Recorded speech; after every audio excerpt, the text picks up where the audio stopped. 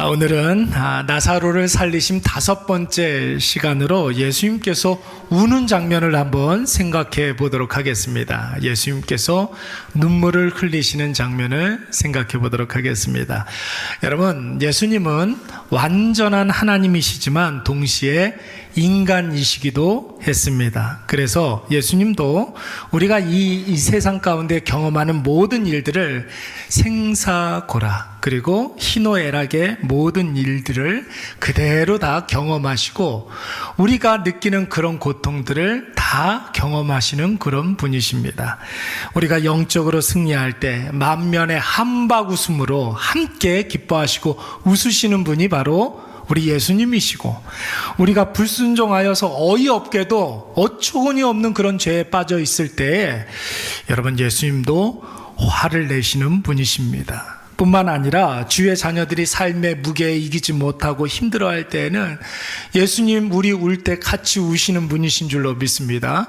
그래서 여러분, 인간의 희노애락, 이것은 우리 인간에게 원래부터 있었던 것이 아니라 하나님의 형상대로 우리를 지으셨다고 그랬잖아요. 저 희노애락이 누구에게서부터 온 겁니까? 하나님께로부터 온 것이에요.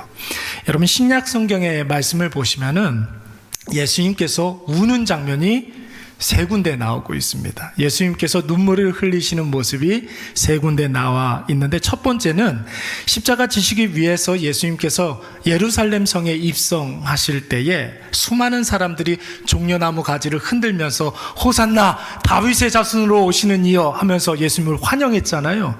근데 그때 예수님의 표정은 그렇게 밝지가 못했어요. 많은 수많은 인파들이 환영할 때 예수님께서 그 즉시 감람산에 올라가셔서 예루살렘 성을 보시면서 펑펑 울었습니다. 예수님께서 왜 울었을까요? 예루살렘 성은 거대하고 웅장하고 심지어 아름다운 성이었지만, 여러분, 그곳에서 살고 있는 인간들은 눈앞에 작은 이득에만 사로잡혀서 서로 아귀다툼을 벌이고 있었기 때문에 그렇습니다. 이제 예루살렘 성이 얼마 가지 않으면 로마에 의해서 돌 위에 돌 하나도 남김없이 다 무너지고, 예루살렘 성에 살고 있는 많은 사람들은 로마에 의해서 살육을 당하거나 포로로 끌려갈 터인데, 그런 것을 모르고 지금 저들은 허망한 욕심에 사로잡혀서 조금 더 편하자고, 조금 더 많이 누리자고 서로가 서로를 막 짓밟고 굴림하고 막 아귀다툼을 벌이고 있는 것입니다. 예수님께서는 그런 그들이 너무나 측은하고 불쌍해서 눈물을 흘리지 않을 수가 없었던 거예요. 두 번째 예수님께서 눈물을 흘리신 사건은 오늘 우리가 봤던 이 본문의 말씀이니까 조금 이따가 생각해 보고, 세 번째 예수님 눈물을 흘리시는 장면은 복음서에는 나와 있지 않아요. 그런데 히브리서 5장 7절 말씀을 보시면 이런 말씀이 있습니다. 제가 한번 읽어볼게요. 예수님이 육체에 계실 때에 자기를 죽음에서 능히 구원하실 이에게 심한 통곡과 눈물로 간구와 소원을 올렸고, 심한 통곡과 눈물로 기도했다고 그랬어요. 여러분, 어떤 장면이 생각납니까? 겟세마네 동산에서 예수님께서 최후의 기도를 드리실 때에 눈물과 통곡으로 기도하신 것으로 우리가 해석할 수가 있습니다. 여러분, 이때 예수님의 눈물은 무엇이었겠습니까? 예수님 십자가 앞에 두고서 고난당하기 싫어서, 십자가 지기 싫어서 눈물을 흘리셨겠습니까? 우리 예수님 그러신 분이 아니죠. 이날의 겟세마네에서 예수님은 통곡하면서 울었던 그 이유가 무엇이냐면, 죄와 사망 가운데 있으면서도 자기의 문제가 무엇인지를 잘 모르면서 여전히 욕심과 탐심으로 살아가는 영혼들을 불쌍히 여기면서 예수님께서 눈물을 흘리셨다는 거예요. 곧 멸망할 예루살렘에서 조금 더 편히 살아보겠다고 아귀다툼을 벌이는 백성들을 바라보면서 예수님께서 측은히 여기시며 감람산에서 눈물을 흘리셨어요. 겟세마네 동산에서 죄로 말미암아 영원한 사망 가운데 고통당하는 영혼들을 생각하시면서 그들을 불쌍히 여기시며 겟세마네에서 예수님께서 통곡하면서 울었던 그 예수님, 그 예수님께서 오늘 나사로의 죽음 앞에서 다시 한번 눈물을 흘리고 계십니다. 어떤 장면에서 예수님께서 눈물을 흘리시는지 우리 33절부터 35절까지의 말씀 우리 다 같이 한번 읽어보도록 하겠습니다. 시작. 예수께서 그가 우는 것과 또 함께 온 유대인들이 우는 것을 보시고 여기시고 불쌍히 여기사 이르시되 그를 어디 두었느냐 이르되 주여 와서 보옵소서 하니 예수께서 눈물을 흘리시더라. 아멘. 여러분, 예수께서 눈물을 흘리신 이유가 무엇입니까? 33절 말씀에 뭐라고 그랬어요? 누가 울었어요? 마리아가 울고 있었어요. 그리고 그 장례식에 참석했던 유대인들이 울었습니다. 그 우는 모습을 보시고 예수님도 울었다는 거예요. 여러분 보세요. 여기 한번 보실까요? 여러분, 웃음과 울음은 공통점이 있어요. 어떤 공통점이 있을까요? 전염성이 있다는 거예요. 그래서 여러분, 우리가 좋아하는 TV 프로그램, 특별히 사람 웃기려고 만드는 TV 프로그램들 있잖아요. 코미디 프로그램이라든지 예능 프로그램 이렇게 가만히 이렇게 보시면은 별로 웃기지도 않은데 효과음으로 사람들 웃는 그런 소리를 막 이렇게 집어넣어요. 그러면 여러분 어떻게 됩니까? 그 웃는 소리 때문에 텔레비전 보는 사람이 덩달아 웃기 때문에 그런 것입니다. 별로 웃기지도 않는 장면에 사람들 웃는 그런 소리를 효과음으로 이렇게 넣어 놓으면은 여러분 사람들이 덩달아 웃게 되는 거예요. 그것을 여러분 거울 뉴런이다 이렇게 이야기를 합니다. 신생아실에서 근무하는 어떤 간호사가 그런 이야기를 했어요.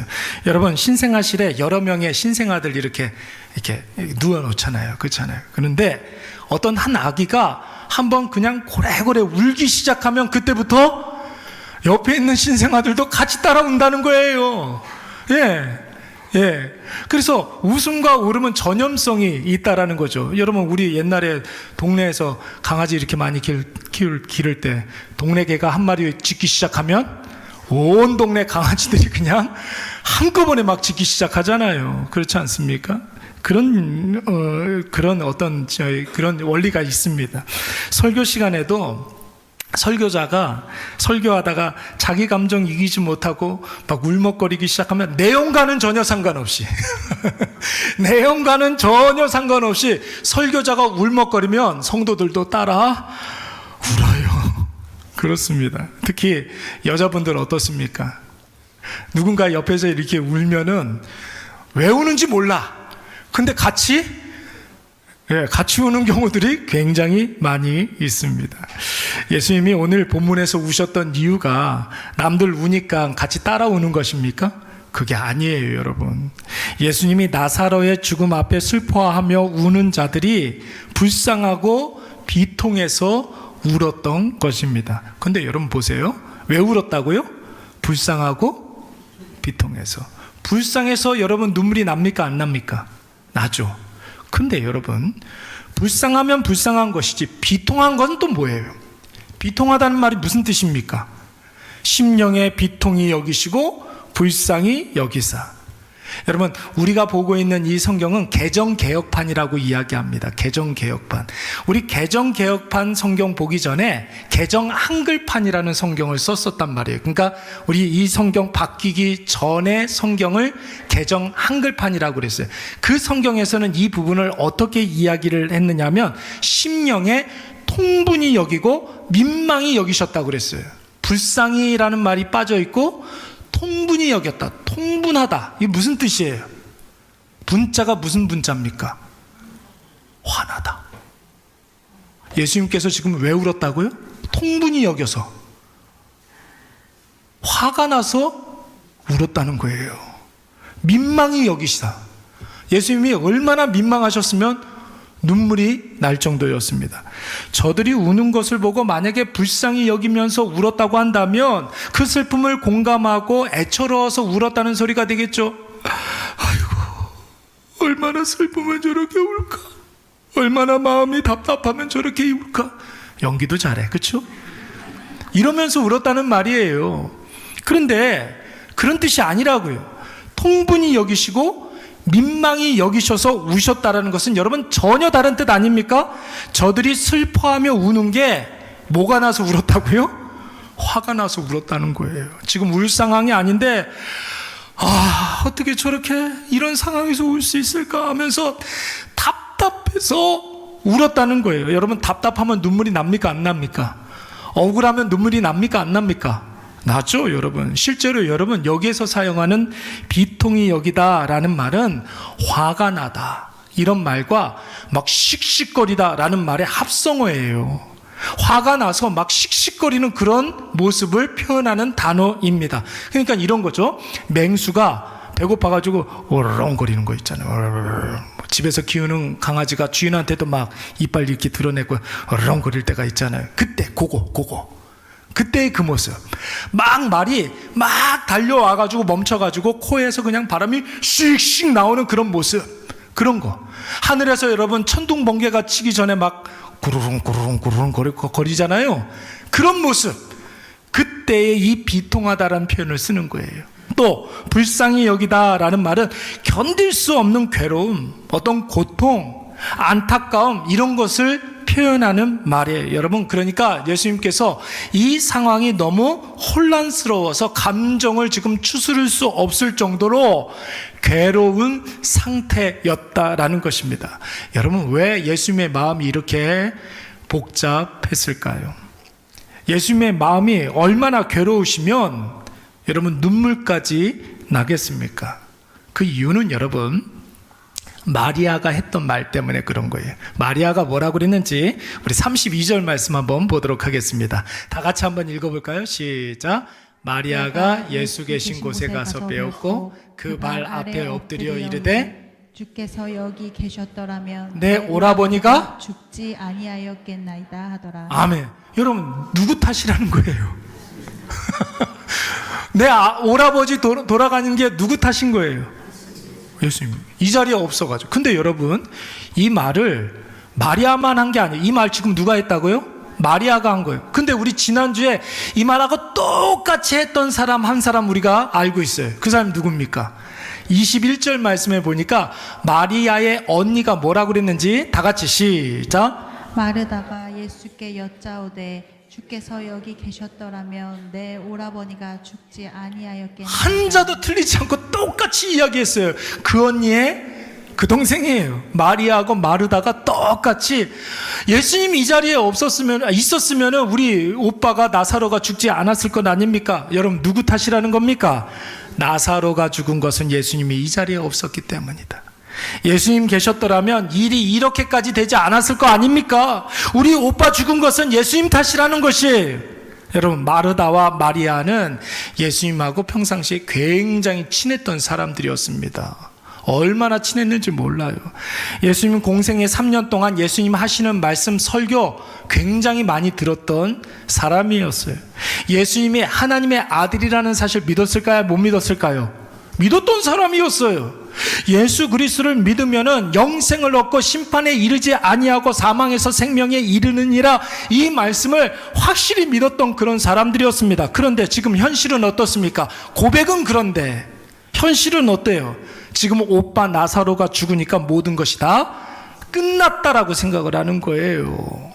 그동안 고백했던 뭐 구원이라든지 영생이라든지 천국이라든지 무슨 영원한 소망, 이런 고백과는 전혀 상관없이 마치 다 끝난 사람처럼 대성통곡을 하고 있는 것입니다. 심지어 이 모든 것이 예수님의 탓이라고 원망하면서 예수님의 대적들인 유대인들처럼 예수님에게 원망하면서 지금 울고 있는 거예요. 여러분, 오늘 마르다와 마리아의 이런 마음을 오늘 유대인들이, 그 장례식에 참석했었던 유대인들이 아주 잘 표현하고 있습니다. 36절 말씀에 보면 유대인들이 뭐라고 수군거렸느냐면, 예수님 나사로를 그토록 사랑하신다며, 아니 예수님 나사로 그렇게 사랑하신다면서 죽게 내버려뒀어? 아니 예수님 눈먼 자도 고치시는 분이 아니 사랑한다는 나사로 그 죽게 내버려둘 수가 있어? 예수님 혹시 가짜 아니야? 이렇게 이야기하고 있습니다. 그래서 여러분, 예수님이 다시 한번 38절 말씀에 뭐라고 그랬습니까? 이에 예수께서 다시 속으로 어떻게 여기셨다고요? 비통히 여기셨다라는 거예요. 여러분, 성경에서 같은 표현이 계속 중복해서 나오면 중요한 말일까요? 별로 중요하지 않은 말일까요?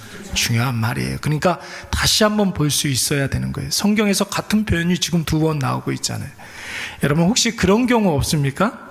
내가 정말로 사랑하는 사람이 내 마음도 몰라주고 나한테 막 쏘아붙이고 나를 막 원망하고 모든 것들 다 나 때문이라고 그렇게 이야기하면 여러분 속상하고 억울하고 그런 일들 있었어요? 없었어요?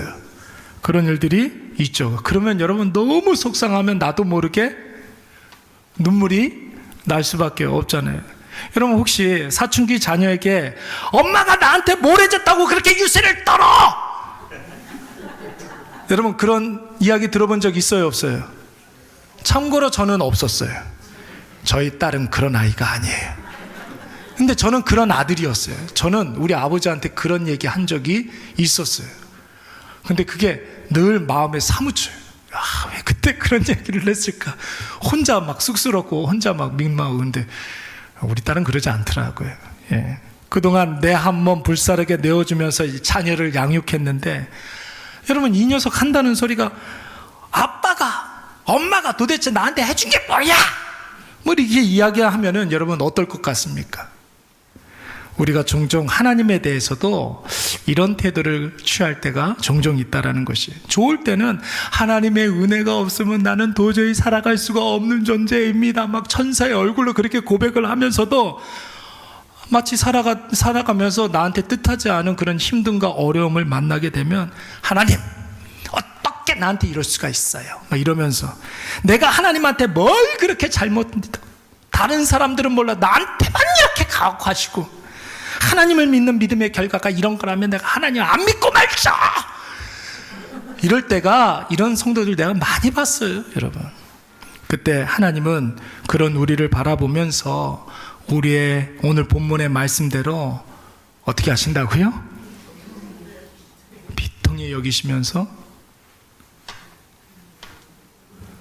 예수님도 눈물을 흘리시는 거예요. 예수님도. 사랑하는 여러분, 우리가 살아계신 하나님을 믿고 그 하나님을 나의 아버지로 확신한다면 하나님이 나에게 주시는 이 모든 상황을, 여러분 그것이 좋은 상황이든 좋지 않은 상황이든 간에 하나님이 해결해 주실 것을 믿으시기 바랍니다. 여러분 하나님이 하시리라. 하나님이 나의 좋은 아버지라며요. 하나님 살아계셔요? 아니면은 죽은 존재입니까? 살아계신 하나님이시잖아요. 근데 그냥 살아계시는 분이 아니라 전능하신 하나님이에요. 살아계시고 전능하신 하나님이 오늘 나의 아버지란 말이에요. 아버지라고요. 고난님, 나는 고시니까 하사몬 아버지 성을 따라야 되니까. 그렇지 않습니까? 그러면 여러분 우리에게 있는 그 모든 일 하나님이 아시고 하나님이 해결해 주실 줄로 믿습니다. 예수 그리스도께서 내 삶의 주인이 되시고 나를 죄와 사망에서 건져내 주시고 나를 새롭게 하신 것을 우리가 믿는다면 지금호 감당할 수 없는 큰 슬픔이 있다 할지라도 예수님이 내 슬픔 변하게 해주셔서 기쁨이 되게 하실 것을 믿어야 될 줄로 믿습니다. 여러분 예수 믿는 사람들에게도 믿지 않는 사람들과 똑같은 삶의 풍파가 있어요. 예수 믿는다고 해가지고 우리에게 있는 그 여러 가지 힘듦이 피해가는 것이 아닙니다. 우리도 똑같이 하늘에서 내리는 비를 맞아요. 생각지도 못했던 경제적인 어려움이 찾아올 때가 있습니다. 남들에게는 당연한 것이 나에게만 주어지지 않을 때가 있고 죄와 상관없이 고난이 찾아올 수가 있습니다. 그러나 환난과 실패, 고난의 형태가 같다고 해서 여러분 그 내용이나 의미가 똑같은 것은 아니에요. 똑같은 어려움인데 어떤 사람에게는 징계를 주실 때가 있고 어떤 사람에게는 복 주시기 위한 하나의 과정으로 주실 때가 있다라는 것이에요. 하나님이 나의 아버지가 되어주시는데 나에게 예수 없이 살아가는 사람에게 주어지는 그 징계처럼 우리를 똑같이 그렇게 벌하시겠습니까? 여러분 하나님이 우리의 아버지가 되어주신다면 지금의 이 고통의 순간들은 속히 지나가게 될 줄로 믿습니다. 그리고 여러분 우리에게 반드시 우리의 슬픔 변하여서 기쁨 되게 해주실 줄로 믿습니다. 아까 전에 신생아실 이야기를 잠깐 했는데 요즘은 뭐 병원에 외부인들 들어가지 못하죠. 근데 코로나 전에는 병원에 신방 굉장히 많이 다녔어요. 목사님들의 모든 사역의 한 반 정도가 병원 신방 가는 거였습니다. 예. 그때 심지어는 여러분 신생아실에 이렇게 가면은 목사님들이 이제 갓 태어난 아이들이 이렇게 안고서 기도해 줄 수 있을 정도로 그런 때였어요. 근데 뭐 지금은 뭐 병원 근처도 어신하지 못하니까 제가 이제 막 출산을 마친 산모에게 꼭 물어봐요. 신생아실에 이렇게 수십 명의 아이들을 이렇게 누워놓는 그곳에 산모한테 제가 꼭 물어봅니다. 집사님, 혹시 집사님이 낳은 아이의 많은 아이들 가운데 찾을 수 있어요, 없어요? 이렇게 물어봅니다. 여러분 찾을 수 있습니까, 없습니까? 찾을 수 있어요, 없어요? 예, 엄마는 찾을 수 있는 것 같아요. 아빠는 어떨 것 같아요? 아빠는 찾을까요, 못 찾을까요? 찾죠. 아빠라 왜 못 찾아요? 찾아요. 거기 이렇게 써 있어요. 그거 보고 찾아요. 근데 엄마는 그 택 보지 않고도 찾을 수 있다라는 거예요. 마찬가지예요, 여러분. 하나님은 우리가 어떤 형편에 있어도 우리를 향한 하나님의 시선을 절대 조금도 거두지 않는 분이신 줄로 믿습니다. 그런 아버지 하나님이 하나님 자녀 망하라고 그런 일들을 주셨겠습니까? 여러분, 우리 골탕 좀 먹여주려고 실패를 주셨겠습니까? 지금은 우리가 다 이해할 수 없고 어떤 경우는 뭐 우리가 좀 답답하고 지겹고 고통스럽지만 여러분, 우리가 절대로 잊지 말아야 할 한 가지, 설마 하나님이 나 망하려고 이런 일 주셨겠어? 여러분, 이렇게 생각하시면 되는 거예요. 결국 이 과정이 지나고 나면 반드시 승리할 거야, 틀림없이 웃게 될 거야, 여러분 이 확신이 있어야 될 줄로 믿습니다. 다윗이 그런 신앙을 가지고 있었던 사람이었어요. 여러분, 다윗이 얼마나 많은 고통과 힘듦이 많았습니까? 그런데 다윗은 늘 어떻게 고백을 했느냐면 시편 30편 말씀을 보시면 이런 고백을 했습니다. 우리 다 같이 한번 읽어볼까요? 시작. 주께서 나의 슬픔이 변하여 내게 춤이 되게 하시며 나의 베옷을 벗기고 기쁨으로 띠우셨나이다. 다윗의 슬픔이 왔을 때 결국 하나님께서 어떻게 하셨다고요? 어떻게 하셨다고요? 막 덩실덩실 막 춤을 추게 하신 거예요. 그리고 베옷이 뭐예요? 베옷, 상복이잖아요. 상복. 예.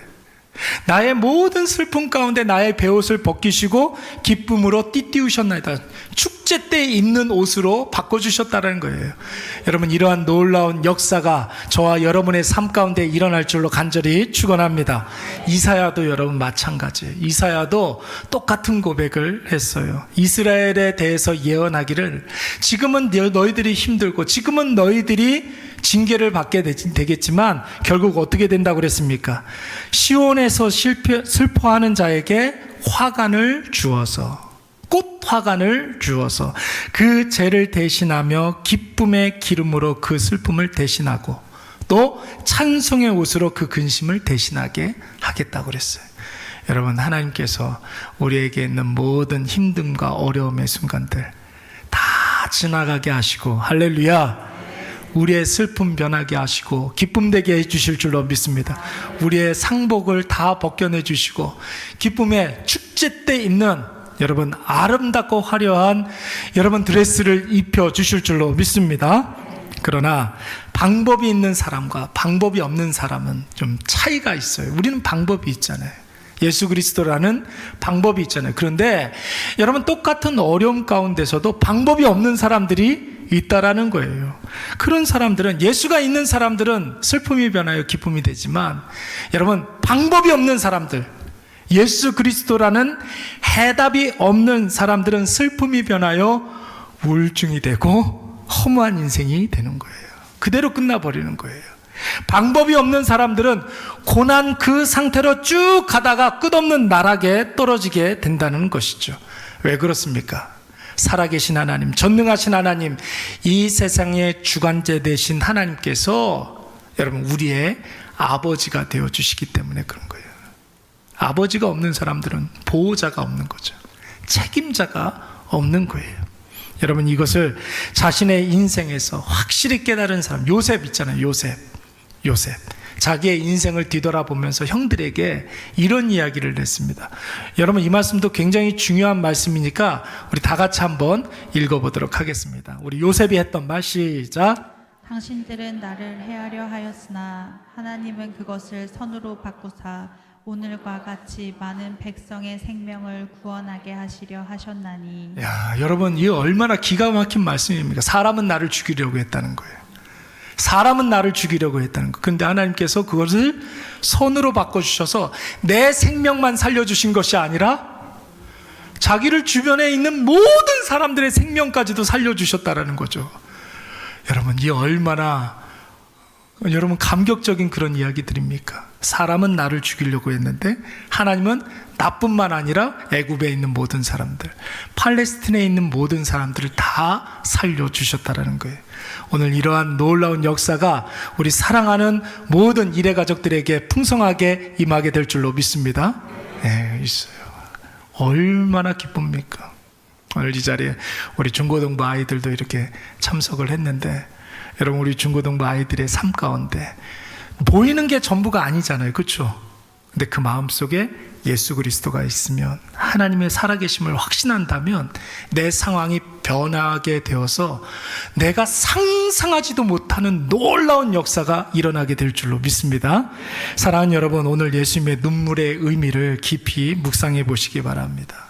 서두에 신약 성경에 예수님 눈물을 흘리는 장면 몇 번 나온다고 그랬어요?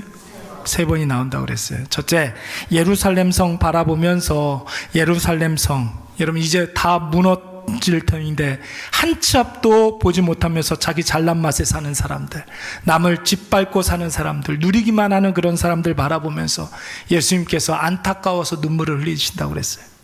둘째, 겟세마네 동산에서 예수님 십자가에 못 박히시는 것보다 죄와 사망 가운데 유리방황하는 인생들 생각하면서 너무 안타까워서 통곡하며 울었다고 그랬고, 세 번째, 오늘 베다니 나사로의 죽음 앞에서 말로는 예수님 믿는다고 하면서 거창한 신앙 고백했던 자들이 오라버니 죽었다고 예수님 탓하고 원망하는 것을 보면서 예수님 통분히 여기시고 심히 민망히 여기면서 눈물을 흘리셨다고 했습니다. 사랑하는 여러분, 지금 힘들고 고통스러운 일들이 분명히 있을 것입니다. 여러분, 방법이 없어 보이죠? 그래서 너무 답답하죠? 이러지도 못하고 저러지도 못하는 그런 상황 가운데 있을 거예요, 아마. 그럴지라도 절대 하나님 나의 아버지라는 사실을 의심하지 마시기 바랍니다. 그 모든 상황이 하나님 탓이라고 원망하면 안 된다는 거예요. 세상 사람들 가는 길로 여러분 그 대사에 휩쓸려 가지고 몰려가면 안 되는 것이에요. 그들과 나는 달라요, 여러분. 똑같은 상황에서 어떤 사람들은 불평하고 원망하며, 여러분 우리는 어떻게 해야 될까요? 똑같이 원망하고 불평하는 것이 아니라 그 문제가 이미 해결된 것처럼 먼저 기뻐하고 먼저 감사하시기 바랍니다. 하나님에 대한 기대를 우리가 가지고 있으면 먼저 감사할 수가 있는 거예요. 어떤 이들은 수단과 방법을 가리지 않는다고 하여서 나까지 여러분 불법을 행하고 길이 아닌 곳으로 가면, 그러면 안 되는 것이죠. 여러분, 어렵고 힘든 일이 있다 할지라도 이 모든 상황을 나보다 하나님께서 더 잘 아신다는 확신을 가지고 하나님의 때를 기다리시기 바랍니다. 그래서 여러분 쌍디귿 이야기 했잖아요. 쌍디귿 3개. 하나님의 때를 기다리고, 하나님의 뜻을 구하고, 하나님의 말씀을 뭘까요? 따라 살아가라는 거예요. 쌍디귿, 3개의 쌍디귿. 뭐예요? 하나님의 뜻을 구하고 하나님의 때를 기다리고 하나님의 말씀을 따라 살아가는 거예요. 어떠한 상황이 있다 할지라도. 그러면 여러분, 내가 생각했던 것보다 훨씬 더 빨리 지금 이 문제가 해결될 줄로 믿습니다. 여러분, 하나님의 때를 구하고 하나님의 뜻을 구하고 하나님의 말씀을 따라 살아가는 사람들에게는 하나님의 역사가 보인다고요. 그래서 내 문제가 해결되면 그때에 더 큰 기쁨이 임하게 되는 것이죠. 근데 이게 없으면 우연히 그렇게 됐나 보다, 어쩌다 보니 그렇게 됐나 보다, 이렇게 생각하고 넘어가는 거예요. 여러분, 그런 사람들에게는 은혜가 임했지만 은혜를 느끼는 기쁨과 감사가 없게 되는 것이죠. 오늘 이것을 꼭 기억하셔서 우리 아빠 되신 하나님께서 나를 지켜보고 계신다. 우리의 사랑하는 아버지께서 나에게 절대로 해가 될 것을 주시지 않는다. 여러분 이것을 꼭 기억하시기 바랍니다. 오늘 이 고백으로 지금의 힘듦과 어려움을 불평과 원망으로 일관하지 마시고 하나님 하실 일에 대한 기대와 소망으로 삼으시기 바랍니다. 하나님의 은혜가 우리의 눈에 보이도록 역사하실 줄로 믿습니다. 우리 다 자리에서